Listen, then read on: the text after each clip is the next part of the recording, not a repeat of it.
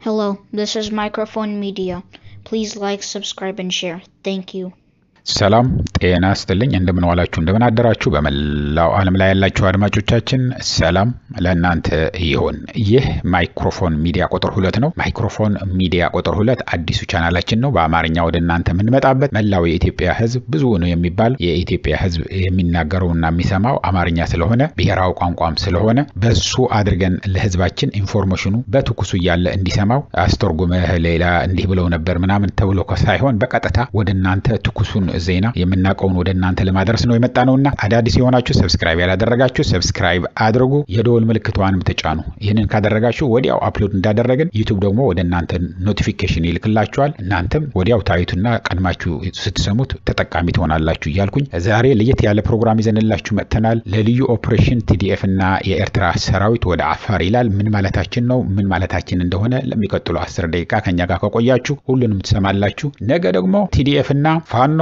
ወደ አማራ ክልል ልንችላለን። ለዛ ያድርሰንና ነገ የነገ ሰው ነገ ካለን ነገ ምን እንደሚመጣ ጌታ ብቻ ነው የሚያውቀው። ወደዛ እናልፋለን። ለአሁን ግን እስከ መጨረሻ ከኛ ጋር ቆዩ እያልኩኝ ምን ማለታችን እንደሆነ በዝርዝር እንነግራችኋለን። ትንሽ ሰምታችሁ አትውጡ። ወደ ዝርዝሩ ልግባ። ከኔ ጋር ቆዩ እያልኩኝ ወደዛ እንለፍ። አሁን ምን ነግራችሁ ሌላ ሀገር የሚደረጋልንል ነው። አሁን ለምሳሌ ለእስራኤል ሊያጠቃ ከመጣ ኢራንም ይሁን ሊቢያም ይሁን ጆርዳንም ይሁን ግብጽም ይሁን አፍሪካ ሀገርም ያለ ከሆነ ገና ሳያጠቋት አጥንታ ሂዳ ራስዋን ትከላከላለች።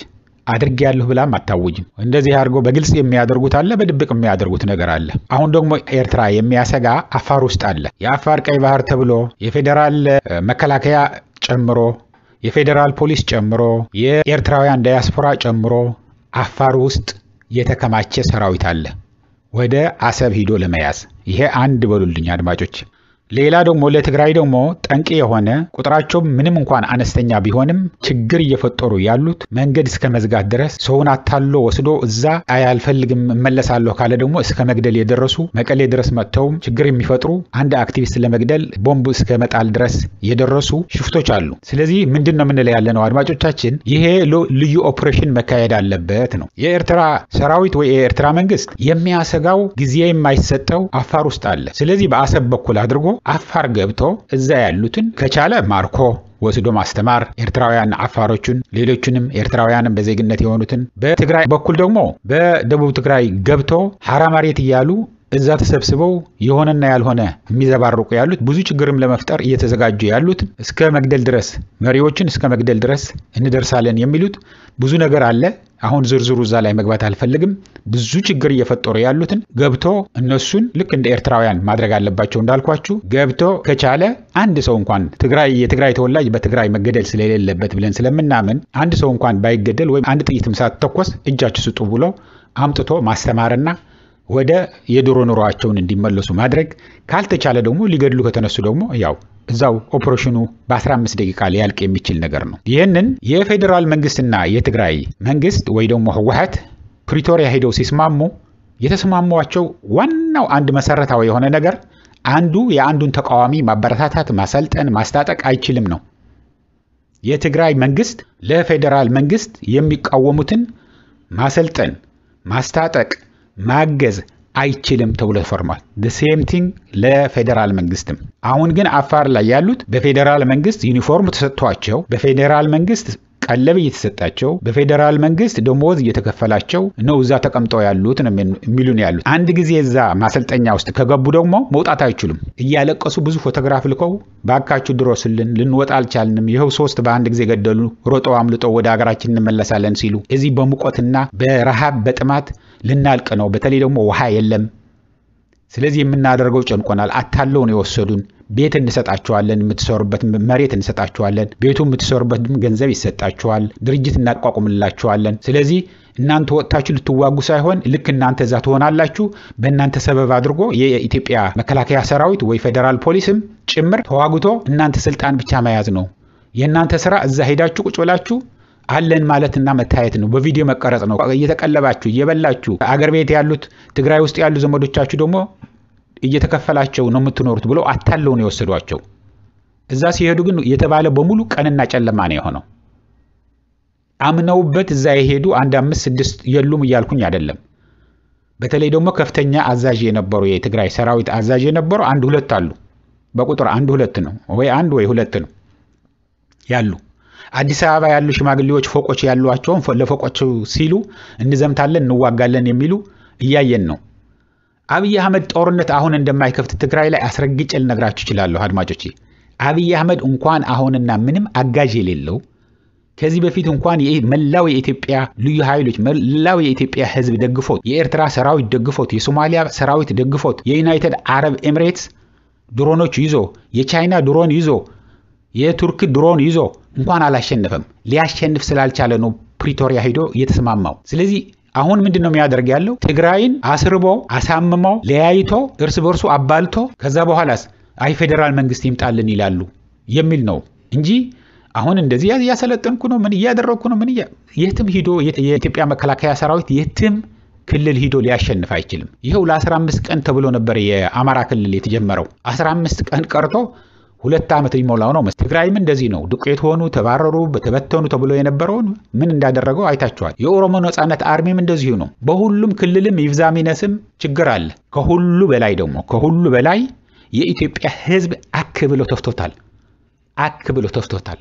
ትንሽ ነገር ነው የሚፈልገው እንጂ ይሄ መንግስት እንደው እንዴት አድርገን ነው የምንነቅለው ነው የሚል ያለው። ያ ጠለዋለሁ የሚለው የነበረው ወያኔ በመጣልን መለስ ባክህን ተመልሰናልን እያሉ ነው ምናደር ያለን ነው የሚለው። ባካችሁንልን በኢህአዴግ ጊዜ ምን ነበርን? ከቤትም ቤት ከገበሬውም ነግዶ ሰርቶ ይሄ ገሌ ሚሊነር ሆነ ይሄ ገሌ እንደዚህ ሆነ እየተባለ እየተወዳደረ ነው የነበረው እንጂ ልጆቹን እየገበረ ለአንድ ግለሰብ ብሎ ሁሉንም አስርቦ የአዲስ አበባ ህዝብ ነቅሎ አውጥቶ የነበረ ማህበራዊ ኔትወርካቸውን በሙሉ በጣጥሶ በእድርም በምንም በቀብርም በምንም የሚገናኙ የነበሩትን አሁን ከፒያሳ ሲያነሳ አንድ ቦታ ላይ ወስዶ አይደለም የሚያሰፍራቸው 4-5 ቦታ ነው ለያይቶ ጭራሽ ሊጠያየቁ እንደማይችሉ አድርጎ። አሁን ሽመልስ አብዲሳ አንድ ጊዜ ምን ብሎ ነበር? አሁን የምኒልክ ሐውልት በቀን በጠራራ ፀሐይ ሂደን ብናነሳው ማንንም ያስቆመን የለም።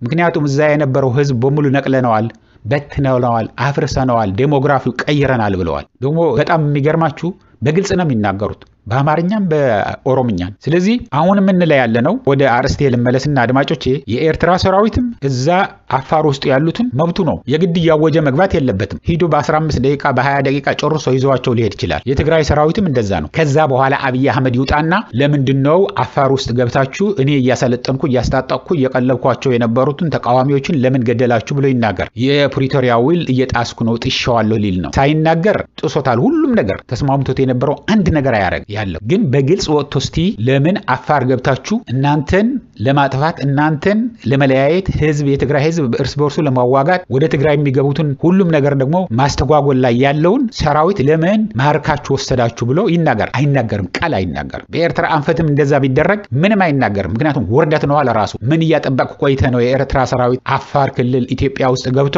ማርኮ የሚወስዳቸው የሁሉ ሰራዊት ተብሎ ይዋረዳል። ስለዚህ እኛ እንደ ግለሰብም ብዙ የሚሊተሪ ባለሙያዎች የጀነራሎች የነበሩ ጦሮታ ላይ ያሉት ይሄ ያስኬዳል ያዋጣል እያሉን ነው ያሉት። ያዋጣል የኤርትራ ሰራዊትን እንደዛ ቢያደርግ የትግራይ ሰራዊትም እንደዛ ቢያደርግ አንደኛ ነገር ግንኙነቱንም ያጠናክራል። ነገ ጧት ደግሞ ከኦፋን ጋር ሆኖ ይሰራል። ትግራይ አሁን አሳምመዋታል ያለው ትግራይ አስርበዋታል ነው ያለው። ትግራይ ከ40% በላይ መሬቷን ቀምተዋት ነው ያለው አብይ አህመድ። በተለያዩ ትልልቅ ሚዲያዎች ሪፖርት እንደሚደረግ ያለው የትግራይ ህዝብን አንበርክኬ ያለው አሸንፌ ያለው እያለ እየተናገረ ነው ብለዋል። ኢትዮ ፎረም በደረሰው ሪላያብል የሚለው ወይ ደግሞ አስተማማኝ የሚለውን ምንጩ ጠቅሶ ሪፖርት ያደርገዋል። ሂዳችሁ ማየት ትችላላችሁ የትናንትናውን። ስለዚህ እንደውም አቢሲኒያዎች ነው የሚለው። አቢሲኒያ ሲባል እንግዲህ አማራውም ኤርትራውም ትግራይኑም ይጨምራል። ይሄ በደንብ እንወቀው። ከአብይ አህመድ ጋር መስራት ጽድቅና ከኤርትራ ጋር መስራት ኃጢያት ያደረገው ማን ነው? ሁሉም እኮ ትግራይ መጥተው ገድለውናል። ሁሉም ግን አሁን ከእንግዲህ ወዲህ በትግራይ በኩል ወደ ኤርትራ የሚገባ ሰራዊት የሚደበድብ ውጊያ ከአንዲት ጥይትም ብትሆን ከትግራይ በኩል ወደ ኤርትራ አትተኮስም። 4 ነጥብ። ለነሱ ብለን ለራሳችንም ብለን ለማንንም ብለን ይሁን ከኤርትራ በኩልም እንደዛ ያሉን ነው። ከእንግዲህ ወዲህ እመኑን በኤርትራ በኩል አንዲት ነገርም ወደ ትግራይ አትተኮስም። አንድ ሰራዊትም ቢሆን የጠላት ሰራዊት በኤርትራ አድርጎ ወደ ትግራይ አይገባም። ኤርትራ ትግራይ ደግሞ ተዘግታ ተቆልፎባት 360 ዲግሪ ተዘግቶባት አትኖርም ከዚህ በኋላ የሚያስፈልገውን ነገር ወደባችን ተጠቅማችሁ ማስወጣት ማስገባት ትችላላችሁ እዛ ከተደረሰ እያሉን ነው ያሉት። ስለዚህ ይሄንን ነው የምንላችሁ ያለ ነው አድማጮች። እስካሁን ድረስ ቆይታችሁ ከሆነ ልዩ ኦፕሬሽን ቲዲኤፍ እና የኤርትራ ሰራዊት ወደ አፋር ሚሊዮ ያለው ምን ማለታችን እንደሆነ ይገባቸዋል። በወልዲያ በኩልም እንደዚሁ ዘግተው የሚያስቸግሩ አሉ። ፋኖ አግዙን ካለን ይልን እናግዘዋለን። መተጋገዝ ነው በቃ። ከዚህ የባሰ ምንም ሊመጣ አይችልም። ከዚህ የባሰ ለአማራ ህዝብም ለኦሮሞ ህዝብም ለትግራይ ህዝብም ለጎረቤት ሀገሮችም ከአብይ አህመድ የባሰ ምንም ሊመጣ አይችልም። እንግዲህ በቅኑ ልቦና በቀና ልቦና አስቡትና አድማጮቼ በኢህአዴግ ጊዜ ምን ነበራችሁ? ምን ላይ ደርሳችሁ ነበር? አሁን ግን ምን ላይ ነው አድርሷችሁ ያለው አብይ አህመድ? መልሱ ለእናንተ ነው። አሁን መልሱ ልትጽፉ ትችላላችሁ ኮሜንት ላይ። ካልፈለጋችሁ ደግሞ ታቆታላችሁ። እያዘንን ነው ምናድር ያለ ነው። የአዲስ አበባ ህዝብ ተርቧል ያለው ለሳምንት ዳቦ እናከፋፍላለን ብለው የከፈቷቸው አውቶቡሶች ቀጥቅጠው ጀምረውት የነበር እንኳን በሙሉ አፍርሰው ቆራርጠው ቆራሌውን ሸጠው እኛ በረሃብ ልንሞት ነው። ምንም ነገር አልቻልንም። አንድ ዳቦ አንዲት ቀጭን ስስ የሆነች ወረቀት የምታከል እንጀራ $20 ብር ከዛ በላይም እየተሸጠ ነው የሚሉን ያሉት። እንደ ሱቁ ሱፐር ማርኬት ከሆነ ከዛ በላይም ይሸጣል። በየተራ ሱቁ ትንንሾቹ ሱቅ ከሆነ ደግሞ እስከ 20 ብር ይሸጣል እያሉን ያሉት። ከዚህ ከፋ ምን ይመጣባቸዋል? ከዚህ የከፋ ምን ይመጣል? አድማጮቼ ይሄንን እያልኩኝ እንግዲህ በሚቀጥለው ጊዜ ሁሉ ጊዜ ወደ እናንተ እንዲመጣላችሁ እስካሁን ሰብስክራይብ ካላደረጋችሁ ሰብስክራይብ አድርጉ፣ የደወል ምልክቷን ተጫኑ፣ ላይክ ሳታረጉም እንዳትወጡ እያልኩኝ እዚህ ልሰናበታችሁ። እስከሚቀጥለው ጊዜ ድረስ ሰላም፣ ደህና ዋሉ፣ ደህና ደሩ። ቻው።